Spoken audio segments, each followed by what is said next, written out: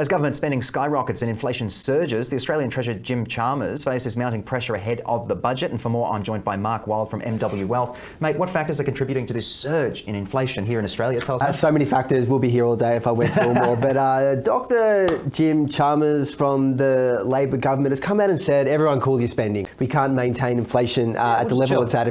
But the issue I have with old Jim is that how can we stop spending? I mean, interest rates have gone up, so we have more mortgage commitments. Yep. Price of everyday goods has gone up. Yep. Rent's astronomical. So it's primarily to do with the younger generation. We want to live a normal life. We have to spend money. So that's what's driving up inflation. Then you couple that with all the ridiculous government spending from Jim's party. Yep. So with those two forces side by side, I mean, no wonder we're entering a stagflation environment and it's killing us. Yeah, and of course the young ones are the ones who sort of are struggling the most, I believe, at the moment. Yeah, exactly. The housing crisis, are coming out of school, going into jobs that can't keep up. Yeah, exactly right. Let's talk about rising inflation. It's linked to excessive government spending. It's linked to all those factors we described before. So inflation going up is a problem because the only lever we really have to control inflation is putting interest rates up. So that's why the stock market reversed last week, and that's why people are scared. It's because, they might have to keep increasing rates to squash inflation. So it's really not a good time to be a young Aussie or a young person anywhere around the world to get into the housing market and just keep your head above water and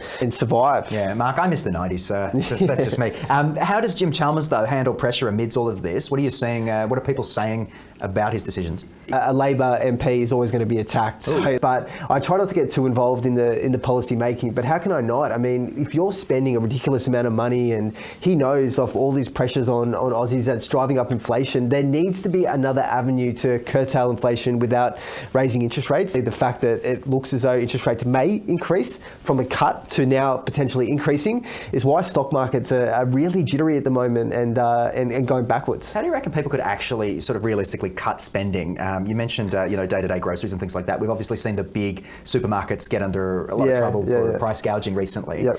What are some ways we can actually sort of cut down on the day-to-day spends? We sort of like going out, getting a nice bite to eat at nice bite to eat, restaurant. nice something to drink. You want to do that. I mean, you're not going to cut some of that stuff out. I'm probably shooting myself in the foot being a financial advisor saying that, but you need to enjoy life. It needs to be sustainable.